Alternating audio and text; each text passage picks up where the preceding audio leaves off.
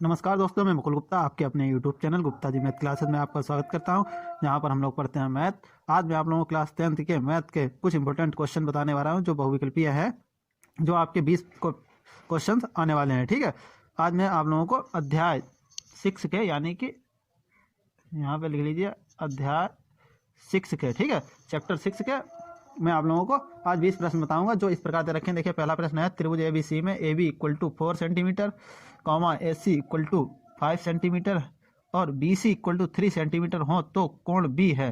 तो कोण B हमारा हो जाएगा 90 डिग्री। ठीक है, अब देख लेते हैं इसी क्रम में दूसरा प्रश्न, त्रिभुज ABC और त्रिभुज, यहाँ पे त्रिभुज इस प्रकार बना लीजिए, त्रिभुज यहाँ पे होगा त्रिभुज DEF में कोण AB इक्वल टू कोण E, ठीक है, कोण F इक्वल टू कोण C और AB इक्वल टू 3DE है तो फिर दो त्रिकोण हैं, तो त्रिकोण हो जाएंगे हमारे, देखिए, समान लेकिन सर्वांगसम नहीं। ठीक है, अब तीसरा प्रश्न इसी प्रकार देख लेते हैं। देखिए, मैं हल करके इसलिए नहीं बता रहा हूँ कि मतलब इसमें समस्या बहुत से बच्चों को होती होगी, इसलिए मैं सीधे सीधे करा दे रहा हूँ। अगर आपको कोई समस्या है तो आप मुझे कमेंट कीजिएगा, मैं आप लोगों को हल करके बताने का प्रयास करूंगा। ठीक है, तीसरा प्रश्न देखिए, यदि दो त्रिभुज ABC और त्रिभुज PQR में AB upon QR equal to BC upon PR equal to CA upon PQ है तो, ठीक है, यहाँ पे होगा है तो इसमें हमें बताना है कि कौन कौन से बराबर होंगे। तो हमें पता है ए वाला होगा त्रिभुज PQR सर्वांगसम त्रिभुज CAB। ठीक है, इसी प्रकार चौथा प्रश्न देख लेते हैं, त्रिभुज ABC में कोण BAC बराबर 90 डिग्री और AB वो AD प्लस BC है, फिर तो हमें इसमें बताना है, इसमें हमारा हो जाएगा C। ठीक है, BD into CD equal to AD square. ठीक है, इन दोनों का भुजाओं का गुणनफल हमारे AD स्क्वायर के बराबर होता है। ठीक है, पांचवा प्रश्न इसी क्रम में देख लेते हैं, निम्नलिखित में से कौन सी समरूप आकृति नहीं है। तो हमारी हो जाएगी, देखिए इनमें से बताइए, मंडलियां, वर्ग, समद्विबाहु त्रिभुज, समबाहु त्रिभुज, समद्विबाहु त्रिभुज। तो बताइए इसमें से कौन सा होगा। तो हमारा हो जाएगा समद्विबाहु त्रिभुज। ठीक है, डी वाला ये नहीं होगी। ठीक है, यानी कि हमारा ऑप्शन ये वाला सही हो जाएगा, डी। छठा प्रश्न देख लेते हैं, दो समरूप त्रिभुजों की भुजाओं का अनुपात 4:9 है, इन त्रिभुजों के क्षेत्रफल का अनुपात होगा। तो इन त्रिभुजों के क्षेत्रफल का अनुपात हो जाएगा डी वाला हमारा 16:81।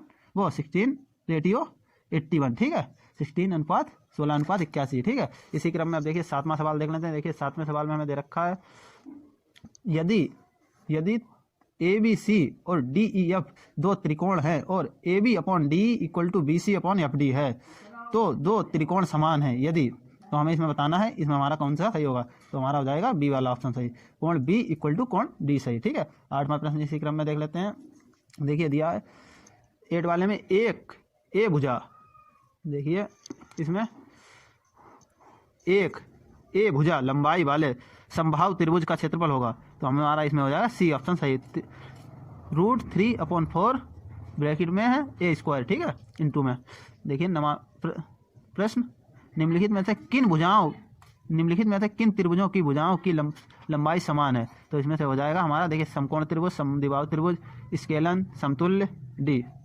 ये है समबाहु, तो हमारा ई वाला ऑप्शन सही हो जाएगा, समबाहु। ठीक है, देखिए 10वां प्रश्न हमें इस प्रकार दे रखा है, डी और ई एक त्रिभुज ABC की क्रमशः AB और AC भुजाओं के मध्य बिंदु हैं और BC इक्वल टू 6 सेंटीमीटर है। तो ये मतलब यदि DE पैरेलल BC हैं तो DE की लंबाई सेंटीमीटर में, तो हो जाएगी हमारी 3। ठीक है, देखिए 11वां प्रश्न, एक समचतुर्भुज के विकर्णों की लंबाई 10 सेंटीमीटर और 12 सेंटीमीटर है, लंबाई में समचतुर्भुज की भुजा है। तो हमें बतानी है, तो हमारी हो जाएगी समचतुर्भुज की भुजा 61। ठीक है, √61 सेंटीमीटर ए वाला हमारा सही हो जाएगा। 12वां प्रश्न देखिए, यदि समरूप त्रिभुजों की संगत भुजाओं का अनुपात 3.1 है, यदि छोटे त्रिभुज का क्षेत्रफल 48 वर्ग सेंटीमीटर है तो बड़े त्रिभुज का क्षेत्रफल हो जाएगा। तो बड़े त्रिभुज का क्षेत्रफल हो जाएगा हमारा, देखिए, 108 वर्ग सेंटीमीटर। ठीक है, अगर इसमें कोई दिक्कत है तो आप लोग पूछ सकते हैं। देखिए 13वां प्रश्न हमें इस प्रकार दे रखा है, यदि एक त्रिभुज का परिमाप 100 सेंटीमीटर है और दो भुजाओं की लंबाई 30 सेंटीमीटर और 40 सेंटीमीटर है तो तीसरी भुजा की लंबाई होगी। तो तीसरी भुजा की लंबाई हो जाएगी ए, यानी कि 30 सेंटीमीटर, यानी कि 30 सेंटीमीटर। ठीक है, 14वां प्रश्न देख लेते हैं, 5 सेंटीमीटर भुजा वाले एक समबाहु त्रिभुज की ऊंचाई है, तो हमारी हो जाएगी 4.33। ठीक है, सेंटीमीटर। 15वां क्वेश्चन देख लेते हैं। यदि त्रिभुज ABC और DEF समान है और AB equal to 4 centimetre, DE equal to 6 centimetre, EF equal to 9 centimetre और FD इक्वल टू 12 सेंटीमीटर है, तो त्रिभुज ABC का परिमाप होगा। तो ABC का परिमाप हो जाएगा ये डिवाइडेड D 18 सेंटीमीटर यानी कि 18 सेंटीमीटर। ठीक है, 16वां प्रश्न देख लेते हैं। यह दिया गया है कि त्रिभुज ABC, ठीक है, इसके बराबर है, मतलब त्रिभुज PQR के, जिसमें BC upon QR equal to 1/4 centimetre है, तो त्रिभुज PRQ अपॉन त्रिभुज A, ये A है, ABC बराबर है, तो हमारे हो जाएंगे A ऑप्शन। ठीक है, 16 सेंटीमीटर के बराबर, यहाँ पे होगा 16 सेंटीमीटर। ठीक है, हिंदी में चाहे लिख लीजिए, ये 16 सेंटीमीटर ए वाला ऑप्शन सही हो जाएगा। 17वां प्रश्न देखते हैं। यदि AD क्वेश्चन मार्क, तो AE equal to 1.8 centimetre, BD equal to 7.2 centimetre और EC इक्वल टू 5.4 सेंटीमीटर हैं, तो AD upon BD equal to AE upon C दिया है, तो हमें AD भुजा ज्ञात करनी है। ठीक है, तो AD भुजा हो जाएगी हमारी AD इक्वल टू 2.4 सेंटीमीटर। 18वां प्रश्न देखते हैं। त्रिभुज न्यून कोण होगा जब, ठीक है, जब इनमें से हमें बताना है, तो जिसमें दिया है हमें कंडीशन AC सबसे बड़ी भुजा है, तो हमारा हो जाएगा न्यून कोण के लिए क्या होता है, देखिए AC सबसे बड़ी भुजा, ठीक है, इसमें हमारा हो जाएगा A वाला।